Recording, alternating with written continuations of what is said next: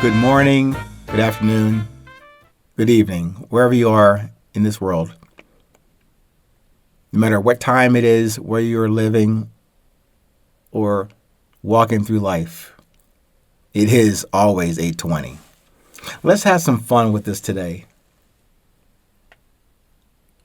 I'm going to quote something from one of the most famous, maybe the most famous comedians of our time, Mr. Richard Pryor.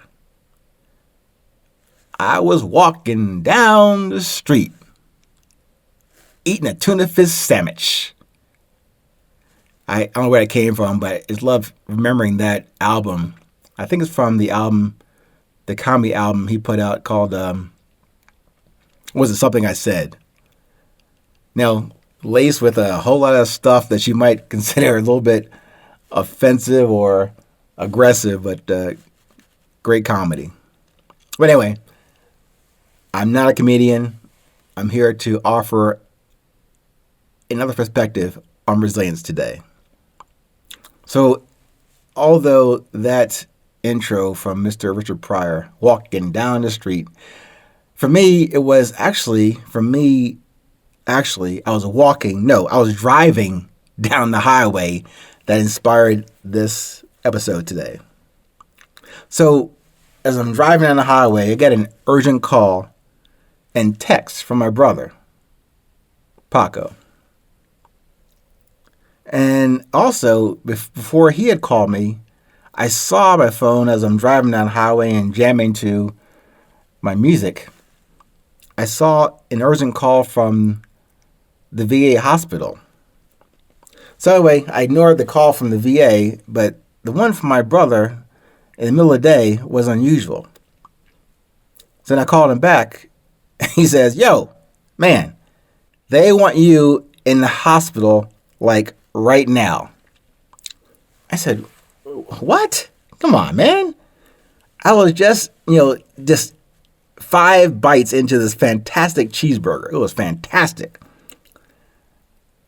And then he went on to say that, hey, they were saying you got some issues with your heart, your lungs, and your legs. So, as I was still chomping on that burger, I said, that sounds important. And it seemed urgent enough for me to pay attention to this call from my brother and from the VA. So I called the hospital, and I was talking to the lady, I guess, who had left the previous message that I had ignored. And she proceeded to inform me calmly yet very firmly about my vitals and the circulation issues from my previous visits to the VA hospital for blood tests and a cramp in my calf and I guess some irregularities in my heartbeat. And then as she kept talking, she said, I need to get to the hospital like stat, like now. So I was saying, trying to get some clarification, you mean like now, like immediately now, or maybe like tomorrow? But no, she was emphatic about getting to the hospital right away. So of course, after I finished that burger, I went to the hospital. And I walked into the emergency room at the hospital, and they proceeded to, take the usual, blood pressure, temperature, and then usher me into a room where they hooked me up with an IV drip, a heparin drip, a full battery of blood draws and urine analysis, MRI, echocardiogram, sonogram. I was really serving as a mobile pincushion. Now, before I get further into this story, full disclosure, this is all my fault and for my negligence and taking care of my own health. Because going backwards, as far as just as a recollection, from my 2005 stroke surgery that episode. And then my 2016 quadruple heart bypass surgery, the doctors after each one of those surgeries highly suggested and advised me to take my medicine. Carvedilol, atorvastatin, ezetimibe, aspirin, lisinopril. And they advised me to take this and continue to take it for my heart and body health. Of course, remember now, that was 20 years ago and 9 years ago. Obviously, however, I did not take notice or comply with these things and these suggestions to maintain my health and from this sage medical advice. Of course, I have stated to you before about this thing called resilience, meaning to have more courage than vanity, to have more humility and confidence over ego and fear. So I did not do much of the courage thing in this scenario.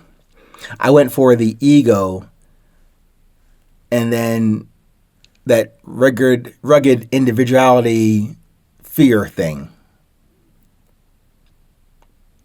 Like I knew more than the doctors knew about my health.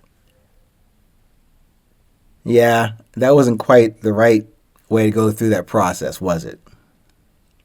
So here I was, getting reset, maybe, recalibrated on the very maintenance and resilience that I have shared with you over 2 years now. So maybe I'm finally getting the message that I share with you that I need to share with myself and take notice of it. Nope, it was not as simple or as easy as I have summarized it to you today. But I have now, after this episode, the call from my brother, the call from VA, and the stay in the hospital, I have received another distribution of grace and gift of life today. So I'm asking you to not follow my example of miscalculated deeds. As my brother and his wife, the lovely Sandra, said to me, make better choices going forward. I say to you today, make the best choice in this moment for yourself today. And maybe cut out the fries with that cheeseburger. But in all seriousness, these little whispers or urgent calls you get today, take note of them. They mean something. Every word means something.